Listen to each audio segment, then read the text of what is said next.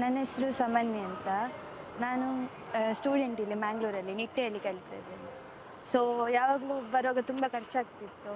ಈಗ ಫ್ರೀಯಾಗಿ ತುಂಬ ಹೆಲ್ಪ್ ಆಗ್ತದೆ. ಎಲ್ಲಿಂದ ಬರ್ತಾ ಇದ್ದೀರಾ? ಅದೇ ಮಂಜೇಶ್ವರದಿಂದ ಮಂಗಳೂರಿಗೆ ಯಾವಾಗಲೂ ಬರ್ತಿದ್ದೆ.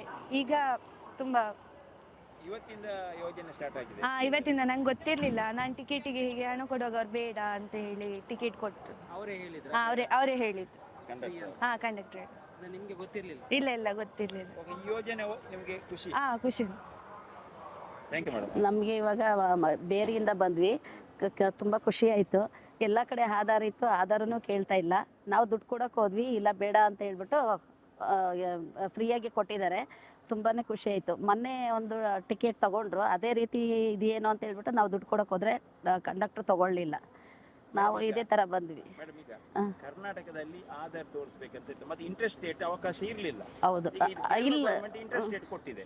ಹೌದಾ? ಈ ಬಗ್ಗೆ ತಾವು ಏನು ಹೇಳ್ತೀರಾ? ತುಂಬ ಖುಷಿ ಆಗ್ತದೆ. ಅಲ್ಲಿ ಬೆಂಗಳೂರಲ್ಲಿ ಕಡ್ಡಾಯವಾಗಿ ಆಧಾರ ಇರಲೇಬೇಕು. ಇಲ್ಲಿ ಆಧಾರ ಏನು ಕೇಳಲಿಲ್ಲ. ಒಬ್ಬೊಬ್ಬರು ತೊಗೊಂಡು ಬಂದಿರ್ತಾರೆ, ಮರ್ತು ಬಂದಿರ್ತಾರೆ, ಇಲ್ಲ ಅಂದವ್ರಿಗೆ ಅವರಿಗೆ ಕ್ಯಾಶ್ ಕೊಡಿ ಅಂತ ಹೇಳ್ತಾರೆ. ಇಲ್ಲಿ ಹಾಗೆ ಏನೂ ಇಲ್ಲ. ತುಂಬ ಚೆನ್ನಾಗಿ ಎಲ್ರಿಗೂ ಒಂದೇ ಥರ ನೋಡ್ತಾರೆ. ಖುಷಿ ಆಯಿತು ನಮ್ಗೆ ಅಲ್ಲಿಂದ ಬಂದು.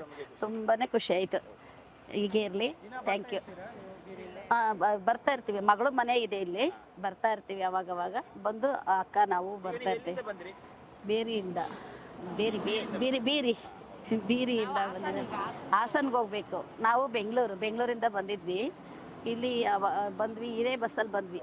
ತುಂಬ ಚೆನ್ನಾಗಾಯಿತು, ಖುಷಿ ಆಯಿತು. ದಿವಸ ನಮಗೆ ಬಸ್ಸಲ್ಲಿ ಕೇರಳ ಸ್ಟೇಟಲ್ಲೆಲ್ಲ ನಮಗೆ ತುಂಬ ಹಣ ಆಗ್ತಿತ್ತು. ಅಂದರೆ ನಮಗೆ ಫುಲ್ ಟಿಕೆಟ್ ಕೊಡಬೇಕಲ್ವಾ. ಅಂದರೆ ನಮಗೆ ಕರ್ನಾಟಕ KSRTCಯಲ್ಲಿ ಪಾಸ್ ಮಾಡಲಿಕ್ಕೆ ಆಗ್ತದೆ, ಆದರೆ ಕೇರಳದಲ್ಲಿ ಆಗೋದಿಲ್ಲ. ಆದ ಕಾರಣ ನಮಗೆ ಈ ಪ್ರಿಯದರ್ಶಿನಿ ಯೋಜನೆ ಬಂದ ಕಾರಣ ನಮಗೆ ಒಳ್ಳೆಯ ಉಪಯೋಗ ಆಯಿತು. ಕುಂಬ್ಳೆಯಿಂದ ಮಂಗಳೂರಿಗೆ ನಾವು 68. ಇನ್ನು ಮುಂದೆ ಫ್ರೀ.